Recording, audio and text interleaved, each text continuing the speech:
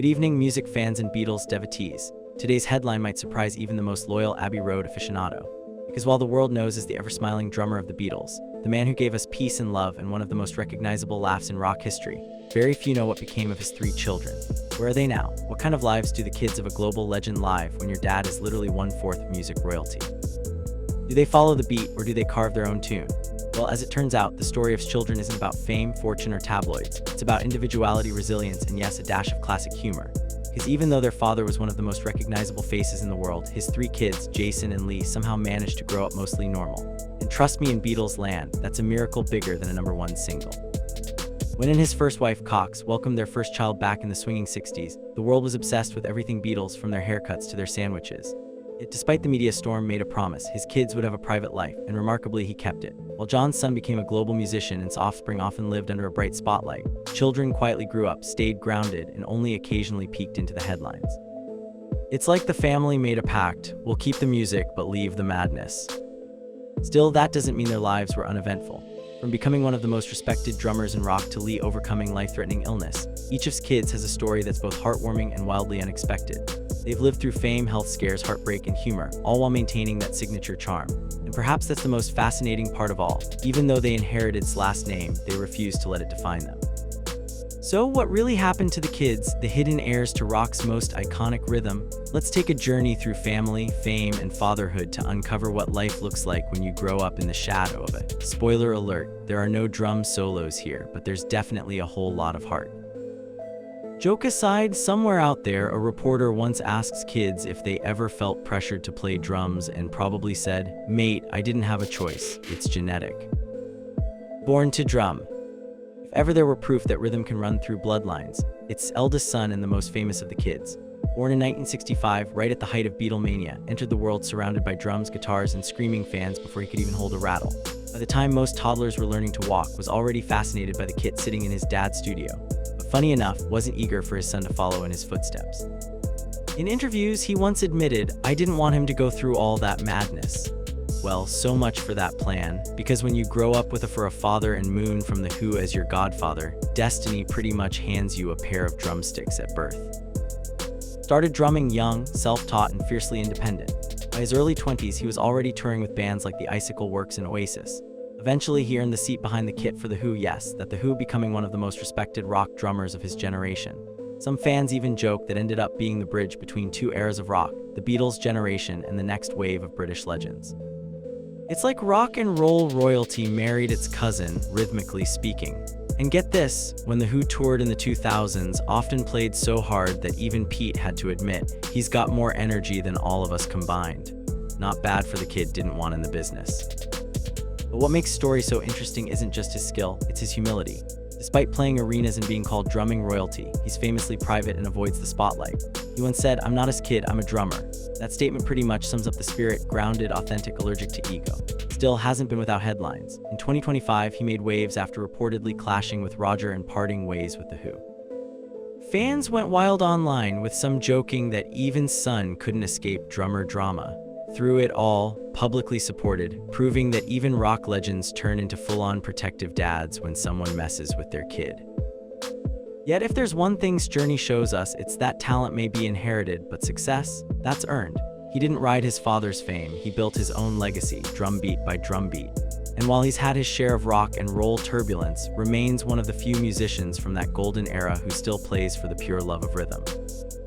Joke aside, somewhere's probably watching his son play and thinking, "That's my boy, but could he keep it down after 10 p.m.? The Who drama and dad defense. Every family has its share of disagreements, but when your family tree includes 2 generations of rock legends, even a simple argument can end up on the front page. That's exactly what happened in 2025 when his long-standing partnership with The Who hit a sour note. After nearly 3 decades behind the drum kit, reportedly parted ways with frontman Roger in what insiders called a creative clash with classic volume. Translation: 2 perfectionists, 1 drum set, and a whole lot of cymbals.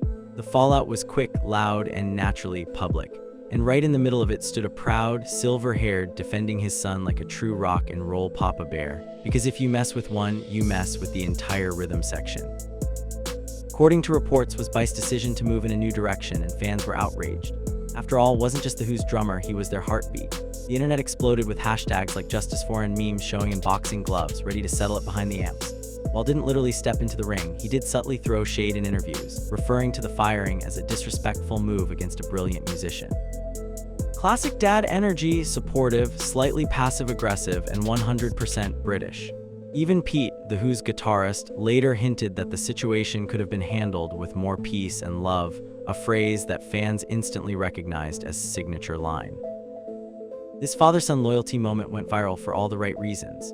It showed that even after decades of fame, is still just a dad at heart, proud, protective, and probably ready to send Roger a strongly worded email with the subject line, "Not cool, mate." But more importantly, it reminded fans that the family isn't just a famous surname. It's a close-knit clan that looks out for each other, whether in a studio or a stadium. And while May have left The Who, he didn't leave music behind. Insiders say he's already cooking up new projects, including a possible solo album. Maybe this time he'll finally let sit in for a track, though knowing these two, that jam session might turn into a full-blown drum-off. One thing's for sure, in the family, rhythm may skip a generation's fame, but it never skips loyalty. Joke aside, somewhere Roger's probably still hearing his voice in his head saying, "Peace and love, but seriously, don't fire my kid again." Jason, the quiet one's quiet life. If inherited's rhythm and rock star energy, his younger brother Jason inherited the exact opposite, the art of staying far, far away from the spotlight. Born in 1967, Jason grew up surrounded by screaming fans, gold records, and the endless circus that came with having a for a dad. But while some celebrity kids run toward fame like it's a bright light, Jason did what most of us would do when the spotlight gets too hot, he ducked. Instead of chasing the stage, he found peace in the shadows, choosing a quiet, creative path that would make even the chillest yoga instructor proud. In his early years, Jason did give music a shot. He dabbled with drums because, well, let's face it, when your last name is, the drumsticks practically find you. But unlike his father and brother, Jason realized that the touring life just wasn't his tempo. He said in rare interviews that while he loves music, he prefers it from behind the scenes. So he swapped the stage lights for studio lights, working as a road manager, photographer, and all-around creative soul. Friends describe him as easygoing, family-oriented, and hilariously sarcastic, a trait, apparently. He's also a devoted father himself, raising his kids away from the cameras, proving that fame doesn't have to be inherited, even when the genes for rhythm are. And while Jason doesn't make headlines, he does make occasional cameos, not on TV, but at family events and concerts. Fans love spotting him in the crowd, clapping quietly, looking like the guy who knows all the backstage secrets but will never spill them. When asked once why he stays out of the limelight, Jason simply said, "My dad did enough shining for all of us." That one line might be the most British mic drop in Beatles family history. Still, just because he isn't making albums doesn't mean Jason's life lacks creativity. He's become known for his photography, his laid-back personality, and his knack for keeping peace in a family full of artists. You could say he's the rhythm between the rhythms, the glue that keeps everyone grounded. And in a world obsessed with fame, that kind of serenity might be the rarest talent of all. Joke aside, somewhere's probably telling interviewers 2 drummers out of 3 kids ain't bad, while Jason, at home quietly saying, "Yeah," and 1 saying 1 out of 3 ain't. Lee, the artist and the survivor. Now if the boys inherited its rhythm, his only daughter Lee got his soul. Born in 1970, Lee was the baby of the family and by many accounts, soft spot. While and Jason were banging drums and dodging reporters, Lee was already carving out her own artistic path, one that had nothing to do with fame, but everything to do with creativity and resilience. As a young woman, Lee dabbled in makeup artistry and fashion design, working with London boutiques in the 90s. Fans who met her described her as warm, gentle, and fiercely independent, a blend of her father's easygoing humor and her mother's quiet grace. But behind that radiant smile was a story of survival that would humble even the toughest rock star. In her late 20s, Lee faced something that no one should have to endure. She was diagnosed with a brain tumor, twice. The first time she underwent surgery and treatment, and against all odds recovered. A few years later, the tumor returned, a cruel twist that would broken most people. But not Lee. She fought through another round of surgeries, treatments, and uncertainty with the kind of strength that made even the eternal optimist admit he'd never seen bravery like it. When asked about it, once said, "She's the strongest person I know," and he meant it. After her recovery, Lee refocused her life entirely around positivity and peace, values that clearly run deep in the DNA. She's since become a mother to triplets, yes, triplets, with her longtime partner Jay, the former guitarist of That's Right Between's grandkids from and Lee's growing brood. The family dinners probably sound like a full-in surround sound, but Lee takes it all in stride. She's traded the chaos of fame for a quiet, family-centered life, occasionally spotted at art events or Beatles tributes, still glowing with that same calm energy that's defined her since childhood. What makes Lee's story so inspiring isn't just her survival, it's her grace. In an era when celebrity kids chase headlines, Lee's greatest headline is her strength. She's proof that resilience runs in the family, even when the spotlight doesn't. And though she doesn't live her life in front of cameras, her story continues to resonate with fans who admire her courage and humility. Joke aside, somewhere's probably bragging to, "My daughter beat cancer twice and raises triplets. What's your superpower, mate?" His retirement routine. Now here's a headline that just refuses to die: legendary love-hate relationship with retirement. If you followed the man's career, you'll know he's been retiring since before Wi-Fi existed. Seriously, his retirement announcements are starting to feel like rock and roll's longest-running joke. Every couple of years tells interviewers, "This might be my last tour." Fans brace themselves, shed a tear, and then 3 months later, boom, new tour dates. It's almost like clockwork. Even his own children have started poking fun at him for it. In a recent interview, one of them joked that they're fed up with Dad's retirement speeches, adding that he said goodbye to touring more times than we've said goodbye at the airport. Somewhere out there, John probably just nodded in agreement. But there's something oddly heartwarming about it. Endless farewell tour aren't about drama, they're about passion. The man simply can't sit still. He's 84 years old, yet still bounces around the stage with more energy than a teenager at their first concert. You can tell performing isn't work for him, it's oxygen. One said that his father's happiest moments are on stage, surrounded by music, laughter, and a crowd that still sings Yellow Submarine at full volume like it's brand new. Retirement, for that's just a fancy word for intermission. And while his kids tease him about it, they also admire his spirit. Because truthfully, who wouldn't want to be like at 84, healthy, happy, and still making people smile? His so-called retirements have become a running family joke. Lee reportedly once said, "If Dad actually retires, we'll all faint." Jason, meanwhile, probably just rolls his eyes and takes bets on how long it'll last, but behind the teasing is pride. They know that their dad's refusal to stop isn't stubbornness, it's gratitude. He's seen how fragile life can be, and performing is his way of saying thank you. Of course, the internet never lets it go. Every time announces a final tour, Twitter lights up with posts like, "Breaking, retires again, experts predict he'll by Tuesday." And usually they're right, but that's what fans love about him. He's predictable in the most unpredictable way. Because when you live for peace and love, there's really no reason to stop spreading it. Joke aside, at this point, next tour should just be called the final one, probably. Family first, how to stay close. For all the fame, fortune, and decades of flashing cameras, the real magic of his legacy isn't on vinyl, it's at the dinner table. Because behind the glitz of rock history lies a family that actually likes each other. They, by all accounts, are a remarkably tight-knit bunch. You'd expect his household to be a soap opera of egos and drama, but they're more like a running family comedy, filled with laughter, teasing, and the occasional joke about Dad's fashion sense. Even those kids have very different lives, they've all managed to stay close to each other and to their famous father, keeping that peace and love motto alive in more ways than one. Whenever not on tour, he's at home in Los Angeles or Monte Carlo, spending time with his wife Barbara and his children, often joined by grandkids who are already starting to show musical curiosity. Son, for instance, has been spotted fiddling with guitars, while Lee's triplets reportedly have better rhythm than most garage bands. Family gatherings are said to be loud, funny, and full of impromptu jam sessions. Just imagine it, behind the drums, tapping along, Jason pretending to be unimpressed, and Lee documenting it all with a phone camera. Somewhere in that mix, there's probably a salad involved, because this is Still's house, after all. The siblings have also been vocal about how much they value family over fame. In interviews, and Lee have both described as a hands-on goofy, but wise dad, someone who taught them that happiness isn't about success, it's about connection. And you can see that ethos reflected in how they live. None of them chase tabloids or endorsement deals. They prefer quiet, creative lives filled with music, art, and family, a kind of understated rebellion against the fame machine their father once ruled. It's like the traded superstardom for sanity, and honestly, that might be the best trade in rock history. What's even more impressive is how they've managed to stay grounded through generations of fame.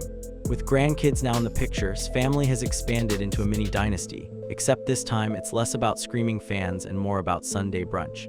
And somehow, it's kept them all together, proving that even in the chaos of family, rhythm is the one beat that never fades. Joke aside, somewhere's probably texting him, "Mate, your family reunions sound more like jam sessions than mine do." The Beatles kids supergroup that never happened. Now here's a what if that keeps Beatles fans awake at night. The legendary next generation supergroup that almost but never quite happened. For years, rumors swirled about the children of the Fab Four joining forces to create the ultimate second-gen band. Imagine it, on drums Harrison, George's son on guitar, John's son on vocals, and James' son holding down the bass. It sounded like destiny, or at least the world's most expensive jam session. Fans called it the Beatles too. Music journalists drooled over the possibilities, and somewhere in Liverpool, a few people were already designing the reunion posters. But when the rumor reached, his response was the most thing ever: polite, witty, and absolutely final. "No, thank you," he said, adding, "That's way too much pressure, mate." Translation: being son is already enough homework for one lifetime. And honestly, he had a point. How do you live up to the most famous band in history without getting crushed under the weight of nostalgia? Even Harrison once joked that such a group would last about one rehearsal before we all needed therapy. The truth is, the idea of the Beatles, kids forming a band, was fun for fans, but pure nightmare fuel for the actual people involved. Had already carved out his own drumming career, one that earned him respect on his own terms, and then were busy building their own musical identities too. They didn't need a reboot, they needed breathing room. Still, that didn't stop fans from imagining what could have been. Social media threads filled with fantasy imagine into Here Comes the Sun with doing a 10-minute drum solo. Admit it, you'd watch that. Himself was asked about the idea once, and his answer was pure dad energy. He laughed and said, "They're all busy enough. They don't need to be their fathers, thank goodness." It was a rare glimpse into how deeply he respects his kids' independence. While the world wanted a sequel, just wanted his family to be happy doing their own thing. And maybe that's the real beauty of the story, that none of the Beatles' kids ever tried to copy the past. They each built their own melody, and the harmony between them is respect. Still, the fantasy lingers. Every few years, the rumor gets dusted off again, and someone tweets, "We need a Beatles reunion," to which probably sighs, puts down his drumsticks, and says, "Mate, I'm just trying to finish my tea." Joke aside, somewhere Netflix is still waiting for someone to Beatles the next generation. The next generation legacy. So what do you get when the children of one of the most beloved drummers in history grow up? Not a dynasty chasing fame, but a family quietly living out a legacy built on rhythm, kindness, and authenticity. Kids might not headline festivals or top charts like their dad did in the 60s, but in their own understated ways, they've kept spirit alive, the real one. With his powerhouse drumming career, carries forward the heartbeat of rock music, proving that skill and passion can't be inherited, they're earned through sweat and rhythm. Jason, with his camera and calm presence, preserves stories rather than performing them. And Lee, through her strength and creativity, shows that art and resilience can exist side by side. Together, they've written a new chapter for what it means to be part of a musical legacy, one that's less about fame and more about family.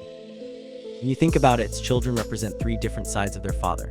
God his rhythm, Jason his humility, and Lee his warmth. They may not all live in the spotlight, but in their choices, you can see echoes of his personality, a man who never let ego overpower joy. And that's probably the greatest legacy of all. Because while some celebrity kids burn out trying to match their parents' fame, they have done the opposite. They've created normalcy in a life that was anything but normal. In a world where fame can be as fleeting as a drum beat, they've built something that lasts longer: balance. Fans often say that was the steady hand that held the Beatles together. Maybe that's why his family turned out so grounded. They grew up with stability disguised as rhythm. Even when life threw curveballs, career shifts, Lee's health battles, or constant tour, they stayed close, laughing through it all. And now, as enjoys being both rock legend and grandpa, his legacy plays on in a much quieter but deeper way. Each of his kids reflects a different kind of success, not the kind you measure in gold records, but in peace of mind. And in a way, that might be the most thing of all. They found their own, let it be. Joke aside, somewhere's probably smiling at the family dinner table thinking, not bad for a guy who just wanted to play the drums.